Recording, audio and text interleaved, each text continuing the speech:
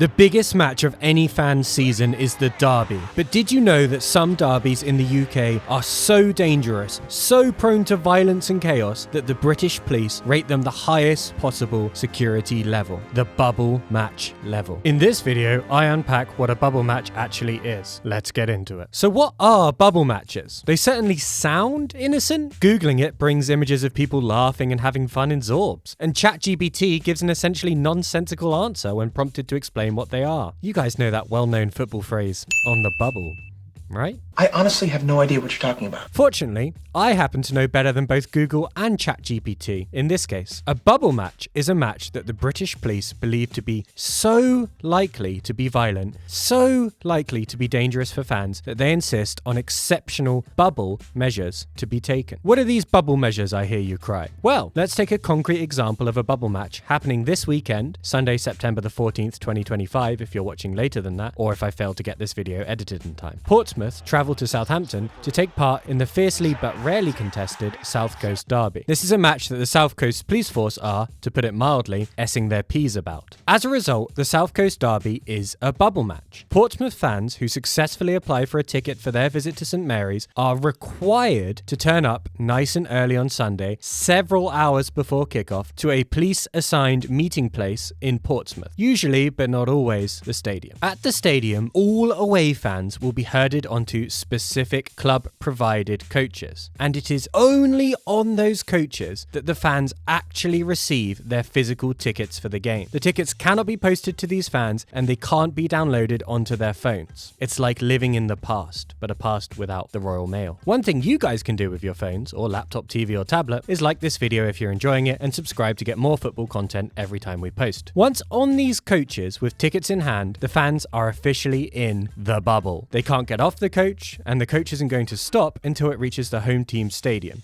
It's going to be a bumpy ride. Of course, once the coaches reach anywhere near the home team city, again, Southampton in our case, police escort cars guide them all the way, often down roads that are completely closed off specifically for this game and this bubble. Not only are the roads closed off, but police officers line these roads in order to attempt to prevent objects being thrown at the coaches from home fans who are inevitably desperate to cause as much trouble as possible. Oh, lucky you're in that bubble. Once the coaches get to the home stadium, the fans are immediately funneled into the ground. To prevent any possible fights, fans must go directly from the coach to the stadium. Once inside the stadium, the fans cannot leave until after the final whistle. Now, on a bubble trip, away fans will often arrive anywhere between 2 to 3 hours before kickoff, confined only to the concourse in the stadium. Finding stuff to do 2 to 3 hours before kickoff in an opposing stadium, apart from apparently smash it up, is difficult enough at the best of times. But when kickoff is at midday or near midday, as basically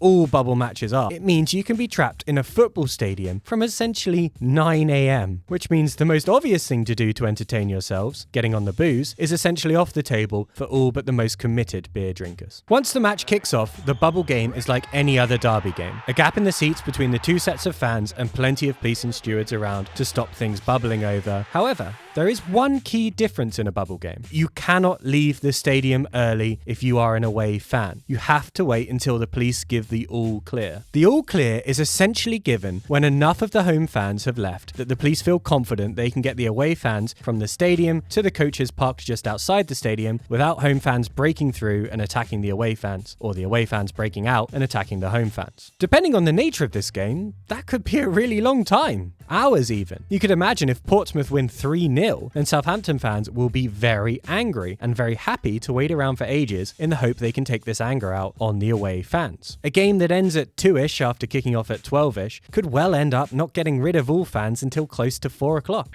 It is 4 o'clock in the afternoon. Once the away fans are finally allowed out of the stadium, none of them are allowed to make their own way home, and they must all go back onto the same coaches, and they are taken back to their home city. Again, with significant significant police escort and police lining the streets. Eventually, they arrive back in their home city and are dropped off in one location, usually near where they were originally picked up. At this point, it's probably sometime in the evening, despite originally setting off sometime in the early morning. They have just spent an entire day attending a football match in a city that is normally less than an hour's drive from their house, sometimes as little as half an hour. And that is a bubble match. So that's what a bubble game is. But which rivalries are actually deemed scary enough by the police to be bubble games, and which aren't, and why? Well, you'd be surprised with some of the names that are not on this list. But first, let's talk about the games that are on this list. Now, the most recent up-to-date hard data I could find is from 2014. I've done some additional research and therefore think I found all possible bubble games that have been played or are currently being played. But please don't shout at me if I miss your club. I'm working with the data I've got. The main source of bubble game data comes from Peter Lloyd, the ex-chairman of the Football Supporters Association. In 2014, Lloyd provided this list of bubble matches.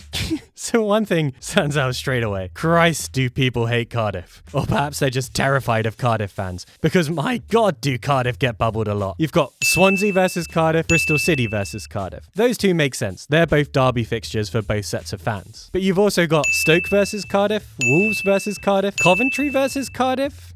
For any subscribers of Reddit Championship, we know that Coventry are rivals with everyone. And West Bromwich Albion versus Cardiff, Birmingham versus Cardiff, Leeds versus Cardiff, Millwall versus Cardiff, West Ham versus Cardiff, Tottenham versus Cardiff. I have no idea why Cardiff fans are so often submitted to being bubbled. Yes, they have a bit of a reputation, but so do plenty of clubs like Leeds or Millwall who aren't bubbled anywhere near as often as Cardiff fans. If you're a Cardiff fan and can explain this, please do tell me in the comments. Outside of Cardiff versus just about everyone, other bubble games are slightly more predictable. The aforementioned South Coast derby, Blackburn versus Burnley, another derby, Leeds versus Millwall, perhaps historically the two most violent fan bases meeting, Swansea versus Bristol City, nearly a derby, not quite, but there's some animosity there. Huddersfield versus Hull has also been bubbled. These two are nearby each other, but I don't think this is a derby, so that's an odd one. Wrexham versus Chester, another derby, and answering the prayers of all horses in the Tyneside area, Newcastle versus Sunderland, very much a derby. And that's the list of bubble games that exist or have existed. Now, there are some big derbies in that list, but obviously, it's missing a few famous derbies. Where is Liverpool versus Man United? Spurs versus Arsenal? Derby versus Nottingham Forest? The Manchester or Merseyside derbies? All of these are massive derbies with genuine hatred on both sides. Why are the police not rushing to bubble these games? Well, I think this is because some of these derbies take place with teams from the same city, and logistically, that is problematic. When a derby takes place within the same city, the police can insist you follow the bubble rules in order to actually get an away ticket. But if you really wanted to cause trouble but aren't as bothered about getting into the game, as I'm sure plenty of people aren't, especially with how difficult it is to get tickets for these games, then the fact you're from the same city matters. You can simply get a short tube, tram or bus across the city and go and start some mindless violence. This fact means that focusing all police resources on the bubble, while lessening trouble in some respects by keeping actual ticket-holding fans in order, it does mean taking a slight eye off the ball in other respects. And this, I would wager, is why same-city bubble games don't seem to exist. People would just come from everywhere, bubble or no bubble. But of course, some of these cities are not same-city derbies. Why aren't they bubble games? Here I think there are two possible answers. The first is simply that the police don't think there is as much threat of violence. They don't think they need to go to DEFCON level 5 or 1, whichever one is the higher one, who knows. We are at DEFCON fuck. This seems plausible for derbies that are hotly contested, but also frequently contested. It's just true that, all else equal, the more often this game is contested, the less time fans have to get really angry with one another in between games. There's less build-up, there's less time for this animosity to grow and bubble over and burst. The second reason, and this one is a bit of a hedge, is that there are too many fans who don't live in one or either of the two cities. Man United and Liverpool have so many fans that there is a real chance of fans of both teams coming from just about everywhere to attend the game, not just Manchester or Liverpool. And thus you get a version of the same city reason. These fans, if they want to cause trouble, will already try to. They'll already turn up anyway. You can't just assume that if they don't make it on the a bubble coach, they won't turn up and cause trouble because there's probably thousands of them already living in or nearby to the opposing team's city. So again, while a bubble would help the police in one respect, it might force them to take their eye off the ball in much the same way a same city derby wouldn't do a bubble match either. Before ending the video, let's have a quick think about whether bubble games are a good idea or not. Among fans subjected to bubble games, there is clear reason to dislike bubble games. They are a massive pain in the bum logistically, with a whole day being given over to travelling 20 miles down the road.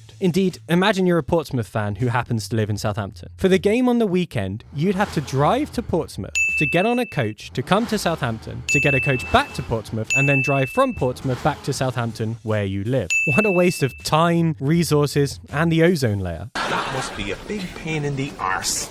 Outside of logistical pains, there are legitimate philosophical and political questions about the treatment of football fans here. They are forced to abide by pretty draconian rules on freedom of movement in order to go watch their local football team. Is it right that football fans are treated this way? Normally we hold internal freedom of movement, that is, freedom of movement within your own country, to be a pretty important freedom that needs protecting. It would be fair to say that if other members of the public were forced to do their hobbies in such a specific and heavily policed way, we would all be furious about such infringements on their freedoms. And rightly so. Ex-Deputy Prime Minister of the UK and Hull City fan, remember that's one of the teams that have been bubbled, John Prescott certainly seems to think so anyway. Conversely, it would be bad faith arguing to suggest that without heavy policing, some of these matches would not cause significant trouble. And not just for people looking for trouble, but for innocent, law-abiding football fans who just want to safely watch their team. And even normal non-football fan residents of the city who doubtless will have their windows smashed and walls graffitied, to say nothing of the physical violence they might suffer by just being in the wrong place at the wrong time. The bubble match goes a considerable way to making sure that the intense violence the UK football scene